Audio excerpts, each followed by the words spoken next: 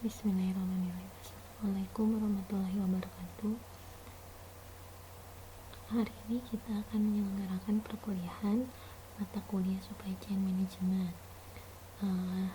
Nah, di pertemuan sebelumnya kita sudah membahas mengenai peranan teknologi informasi dalam sebuah supply chain management, ya. Dimana peranan teknologi informasi ini dapat dilihat dari dua sudut pandang, ya. Yang pertama dilihat dari sudut pandang teknis, yang kedua itu dilihat dari sudut pandang manajerial. Nah, hari ini kita akan membahas mengenai supply chain dan sistem informasi korporat terpadu. Sebelum kita mulai, kita akan coba bahas dulu nih, ya. Sebetulnya seberapa penting sih peranan suatu sistem informasi di dalam suatu perusahaan untuk menjalankan bisnisnya, ya.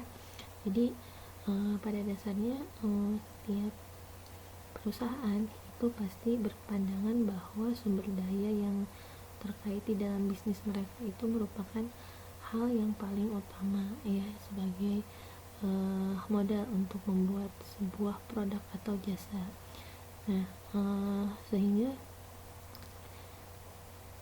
yang membedakan antara suatu perusahaan dengan perusahaan lainnya adalah bagaimana perusahaan tersebut dapat mengelola suatu sistem informasi yang berkaitan dengan sumber daya tersebut, ya. Karena pengelolaan informasi pada era modern seperti ini merupakan kunci dalam kesuksesan dalam menjalankan bisnis, ya. Nah, kenapa informasi menjadi kunci dalam menjalankan bisnis di era modern ini? Karena bisnis yang berorientasi pada pelanggan, artinya pelanggan nanti akan mengambil alih kendali kebutuhan perusahaan. Artinya perusahaan itu akan membuat suatu produk atau jasa yang dibutuhkan oleh pelanggan, ya. Nah, jadi nanti pelanggan akan mencari nih biasanya produk dan jasa yang semakin murah, semakin baik, dan juga semakin cepat, ya, atau cheaper, better, dan faster. Nah, untuk menciptakan produk dalam perusahaan, ya, yang dapat memenuhi kebutuhan pelanggan, maka proses penciptaan produknya dalam perusahaan juga harus dilakukan secara cheaper, better, dan faster juga, gitu, ya, karena untuk mengikuti kebutuhan pelanggan tadi, ya.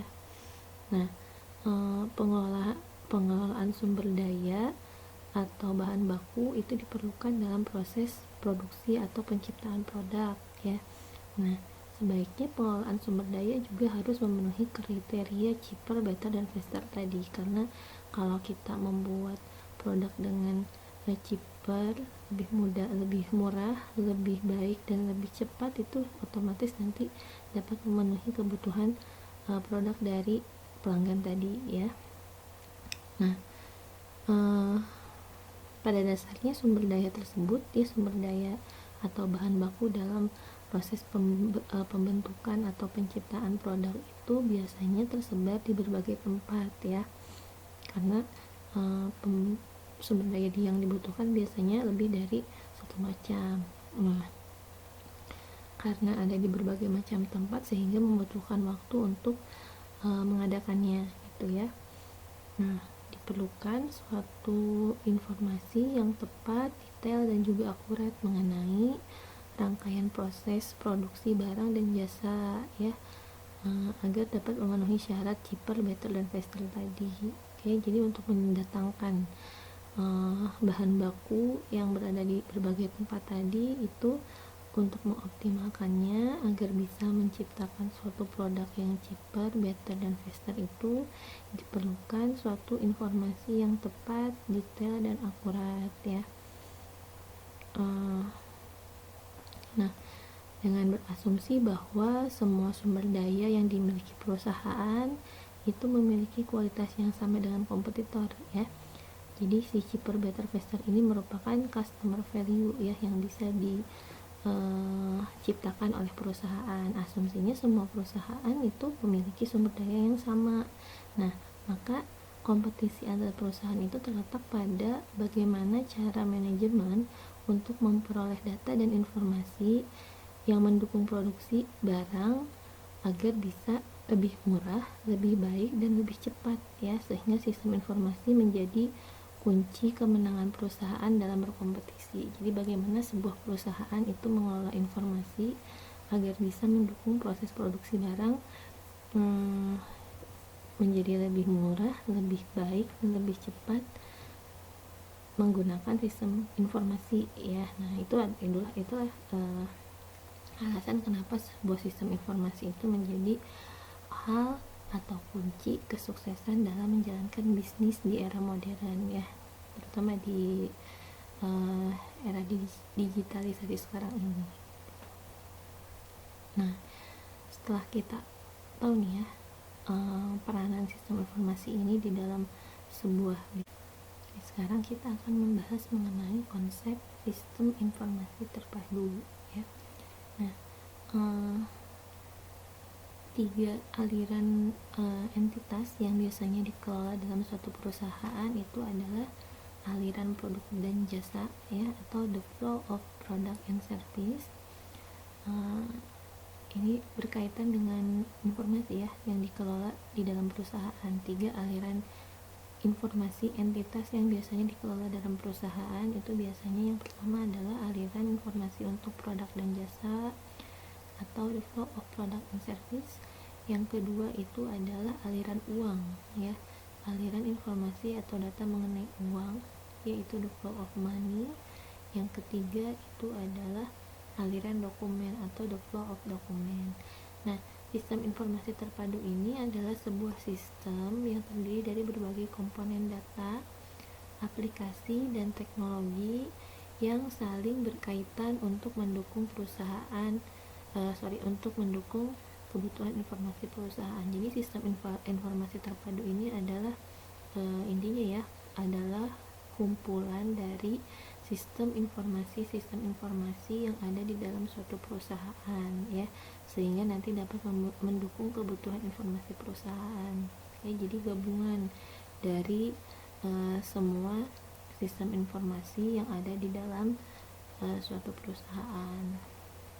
Nah, tugas utama dari sistem informasi terpadu itu ada dua ya. Yang pertama adalah mengumpulkan, menciptakan, dan mengolah data yang berasal dari transaksi bisnis ya. Jadi yang ada di level operasional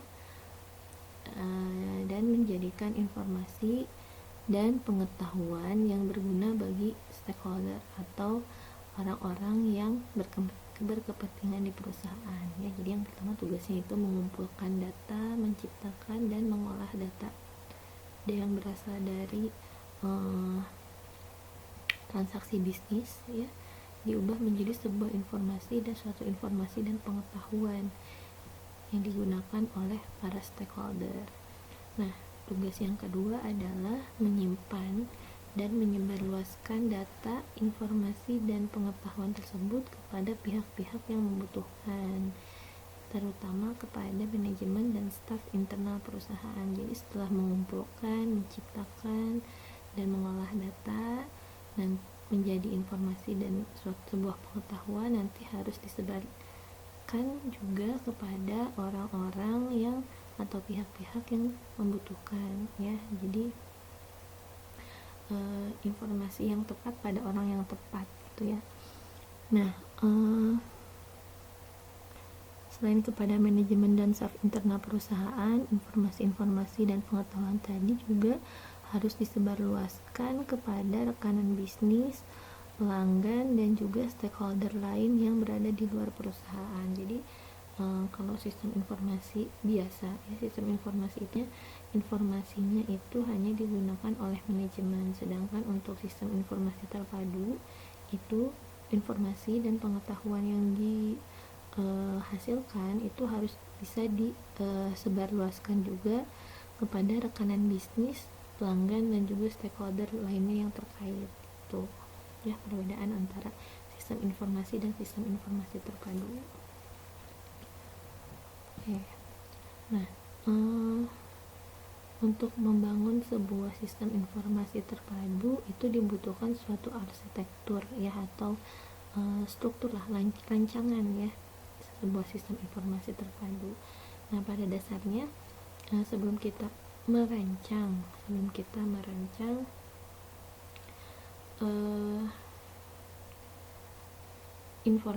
suatu sistem informasi terpadu, kita harus tahu dulu nih sebetulnya sistem informasi terpadu ini dia digunakan oleh siapa saja ya.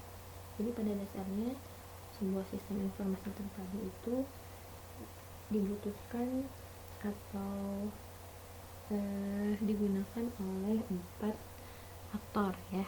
Yang pertama itu adalah konsumen. Jadi ya, konsumen yang pertama adalah customer. Oke.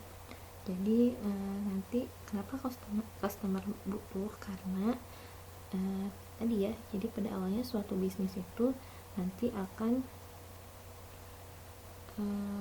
dimulai dari kebutuhan customer ya, sehingga customer itu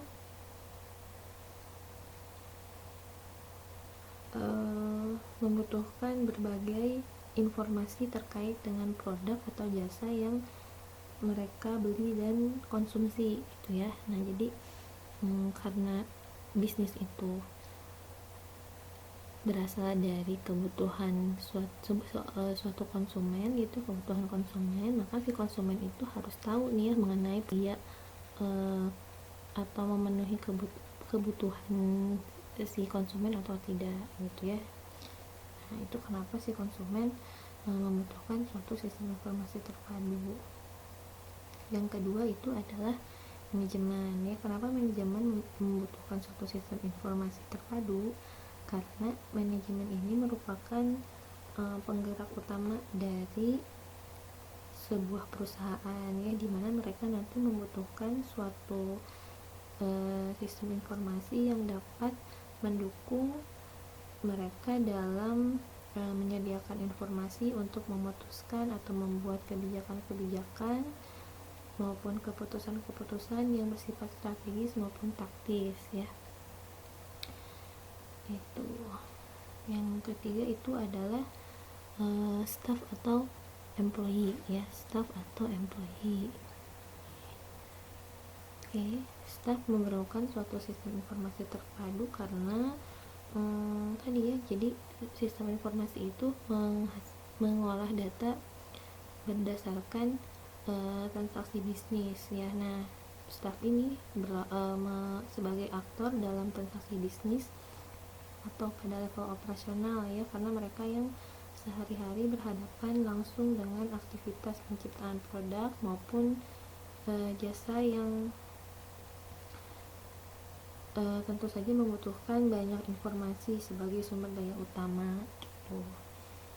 Dan yang keempat adalah makanan bisnis ya, atau supplier, distributor, dan reseller gitu ya. Nah, mereka menjadi pemasok bahan-bahan baku maupun sumber daya lainnya yang dibutuhkan oleh perusahaan ya. Nah, untuk menghasilkan beragam produk dan jasa, jadi dia butuh juga informasi-informasi yang berasal dari perusahaan. Nah, setiap sistem informasi korporat terpadu itu memiliki 8 komponen ya. Komponen yang pertama adalah selling chain management ya, kita bahas satu persatu. Oke, komponennya terdiri dari selling chain management, customer relationship management, manajemen control, supply chain management, enterprise resource planning, administrasi control ya. Juga ada enterprise application integration dan juga knowledge to application. Nah, kita akan bahas satu persatu. Yang pertama ya, 8 komponen yang ada dalam arsitektur sistem informasi corporate, yaitu yang pertama selling chain management information system. Jadi subsistem ini yang secara langsung berinteraksi dengan para pelanggan agar mereka dapat dengan mudah melakukan aksi. Subsistem yang nantinya harus dapat secara langsung berinteraksi dengan pelanggan ya, agar dapat memudahkan dalam memberikan informasi mengenai produk dan jasa yang ditawarkan oleh perusahaan ya, itu sehingga nanti berhubungan dengan aktivitas transaksi bisnis. Oke, jadi kalau si ingin misalkan ingin melaksanakan marketing gitu ya, mengenalkan produk dan jasa yang ditawarkan perusahaan, itu adalah tanggung jawab atau fungsi dari subsistem selling chain management information system ya, yang mengakomodir semua informasi mengenai produk dan jasa yang ditawarkan oleh perusahaan. Oke, yang kedua adalah customer relationship management information system. Subsistem ini berfungsi sebagai sarana komunikasi antara pelanggan dan juga perusahaan ya, terutama yang berkaitan dengan kebutuhan akan informasi maupun bentuk layanan lainnya yang berhubungan dengan produk atau jasa yang ditawarkan. Contohnya misalkan ada jika ada keluhan mengenai barang yang tidak sesuai ya, atau customer service, itu masuk ke dalam sistem informasi customer relationship management. Jika ada kebutuhan untuk retur barang dan lain sebagainya juga itu masuk ke dalam customer relationship management information system. Jadi ya, dia yang mengakomodir atau sarana untuk berkomunikasi ini antara si pelanggan dengan perusahaan ya, terkait kebutuhan pelanggan ataupun keluhan pelanggan terhadap produk atau jasa yang ditawarkan oleh perusahaan. Nah, yang ketiga itu adalah Enterprise Resource Planning Information System. Jadi subsistem ini secara langsung berfungsi mengintegrasikan proses-proses produksi barang atau jasa dari perusahaan, mulai dari dipesannya bahan-bahan mentah sampai dengan terciptanya produk jadi yang siap ditawarkan kepada pelanggan. Jadi kurang lebih ini Enterprise Resource Planning ini dia ada mengelola bahan baku ya, atau mengelola proses produksi barang ya, mulai dari pemesanan bahan-bahan mentah ya, bahan baku sampai dengan terciptanya produk jadi. Nah, perbedaannya dengan supply chain management, kalau Enterprise Resource Planning ini dia mengelola di dalam internal perusahaan ya, mengelola resource atau sumber daya bahan-bahan mentah sampai produk jadi di dalam perusahaan saja. Sedangkan kalau chain management dia juga berinteraksi ya, mengelola sistem informasi yang mengelola informasi mulai dari supplier sampai ke pelanggan. Jadi ada interaksi keluar ya, interaksi ke mitra perusahaan. Sedangkan Enterprise Resource Planning ini hanya mengelola resource yang ada di dalam perusahaan saja. Tuh. Nah, yang keempat itu ada manajemen control information system. Jadi subsistem ini bertanggung jawab untuk memberikan data dan informasi yang diperlukan oleh manajemen ya, sebagai pengambil keputusan, baik keputusan yang bersifat strategis maupun taktis. Jadi sistem informasi ini dia yang menyediakan informasi-informasi sesuai dengan kebutuhan manajemen dan stakeholder ya. Tuh. Oke, yang kelima itu ada administrative control information system. Jadi subsistem ini yang memiliki fungsi utama sebagai penunjang terselenggaranya proses administrasi perusahaan atau back office ya, yang menjadi tulang punggung komunikasi antar staf di dalam perusahaan. Jadi administrative control information system ini adalah sistem informasi yang nantinya digunakan oleh para staf ya untuk menyelenggarakan proses-proses administrasi di dalam perusahaan ya, sistem informasi yang ada di dalam perusahaan.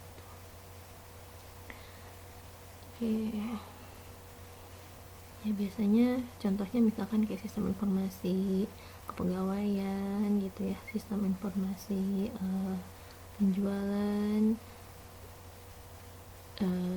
sistem informasi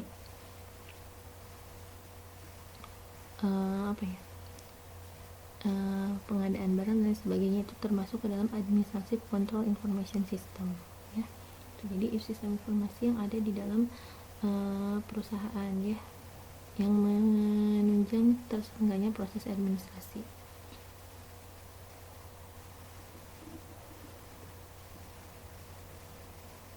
Yang keenam itu ada supply chain management information system. Jadi kalau ini adalah subsistem yang menghubungkan sistem informasi internal perusahaan dengan sistem informasi yang dimiliki oleh para rekanan bisnis, terutama para pemasok bahan yang dibutuhkan untuk proses produksi. Nah, jadi tadi ya, sistem informasi internal perusahaan terkait dengan manajemen sumber daya atau bahan baku produksi ya, nanti dihubungkan oleh supply chain management dengan sistem informasi yang dimiliki oleh para rekanan bisnis ya, terutama para supplier yang membutuhkan informasi-informasi mengenai proses produksi. Nah, yang ketujuh adalah komponen yang ketujuh adalah Enterprise Application Integration Information System. Jadi subsistem ini dia bertanggung jawab untuk mengintegrasikan ya berbagai subsistem yang tersebar di dalam perusahaan, di berbagai divisi di dalam perusahaan. Jadi sistem informasi yang ada di dalam perusahaan tadi ya, yang ada di berbagai divisi, nanti diintegrasikan oleh Enterprise Application Integration Information System. Nah, yang ke-8 itu adalah Knowledge Tone Application Information System. Jadi subsistem ini dia nanti memfokuskan diri pada penyediaan fungsi intelligence bagi perusahaan atau kecerdasan buatan ya, yang merupakan hasil pengolahan berbagai data dan informasi yang tersebar di berbagai sistem basis data perusahaan. Jadi nanti informasi-informasi ya yang dihasilkan oleh berbagai sistem informasi di dalam perusahaan, nanti dia akan diolah menjadi suatu pengetahuan baru ya, yang nanti dapat digunakan untuk mencari customer value yang bisa dihasilkan oleh perusahaan tadi, atau nilai tambah yang bisa diberikan kepada customer, bisa didapat dari Knowledge Tone Application Information System ini. Nah, dalam membuat sebuah sistem informasi korporat terpadu itu tidak bisa langsung dibuat sistem yang besar ya. Nah, maka dibutuhkan suatu strategi untuk membangun sebuah sistem informasi korporat terpadu. Nah, biasanya setiap perusahaan yang memiliki sistem informasi korporat terpadu ini melewati 5 tahapan evolusi pengembangan sistem informasi ya. Yang pertama itu adalah the cross functional business unit. Jadi pada tahapan ini dilakukan pengembangan modul aplikasi untuk fungsi bisnis tertentu saja ya. Jadi fungsi bisnis di sini biasanya dimiliki oleh divisi. Jadi divisi ini biasanya memiliki banyak fungsi bisnis ya. Jadi pada tahapan pertama pengembangan modul aplikasi itu dibuat berdasarkan fungsi bisnis tertentu saja. Misalnya aplikasi point of sales ya, atau penjualan ya. Dan yang kedua contohnya misalkan aplikasi penyusunan laporan keuangan misalkan ya, atau aplikasi pencetakan slip gaji. Nah, yang kedua itu tahapan yang kedua adalah the strategic business unit. Jadi pada tahapan ini dia akan menggabungkan beberapa aplikasi atau modul fungsi bisnis ya di dalam sebuah divisi tertentu untuk membantu manajemen dan staf mencapai tujuan divisi atau bisnis unit tertentu. Jadi nanti setelah tahapan pertama kita mengembangkan mengembangkan modul aplikasi sesuai fungsi bisnis tertentu, nanti modul-modul aplikasi tadi digabungkan sehingga dapat dibuat suatu sistem informasi yang digunakan untuk mencapai tujuan bisnis di suatu divisi atau bisnis unit tertentu di dalam suatu perusahaan ya. Jadi misalkan di sini ada divisi human resource, misalkannya HRD. Nah, di HRD ini dia bisa terdiri dari beberapa fungsi bisnis. Misalkan fungsi bisnis untuk penggajian ya, penggajian itu membutuhkan pencetakan slip gaji. Terus misalkan perekapan absensi. Nah, yang berkaitan dengan human resource pada tahapan kedua ini, modul-modul bisnis tersebut digabungkan sesuai dengan divisi tempat mereka digunakan, tempat modul-modul tersebut digunakan.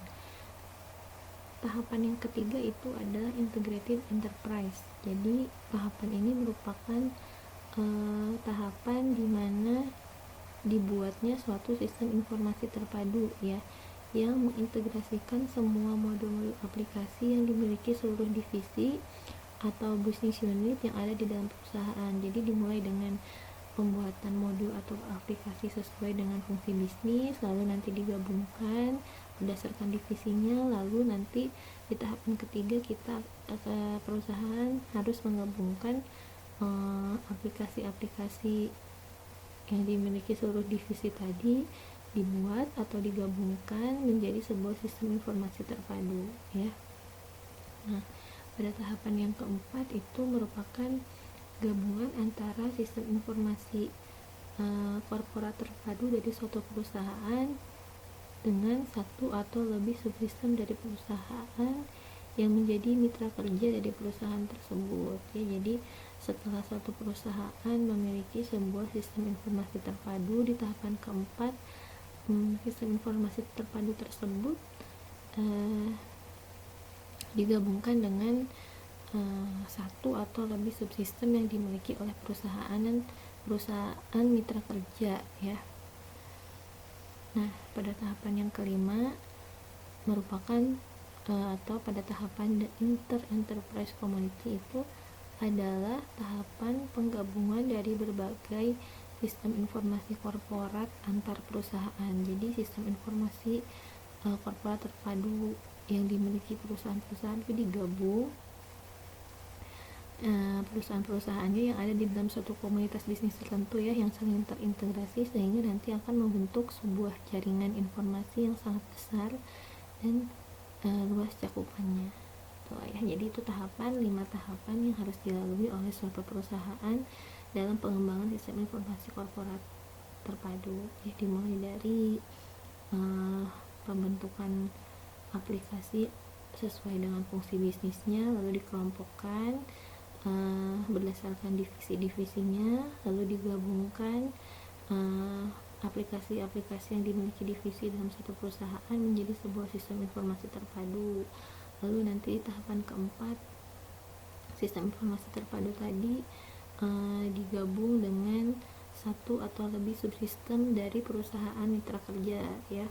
Nah, di tahapan kelima baru nanti sistem informasi korporat antar perusahaan itu digabung ya dan saling terintegrasi sehingga membentuk suatu jaringan sistem informasi yang sangat besar dan luas cakupannya.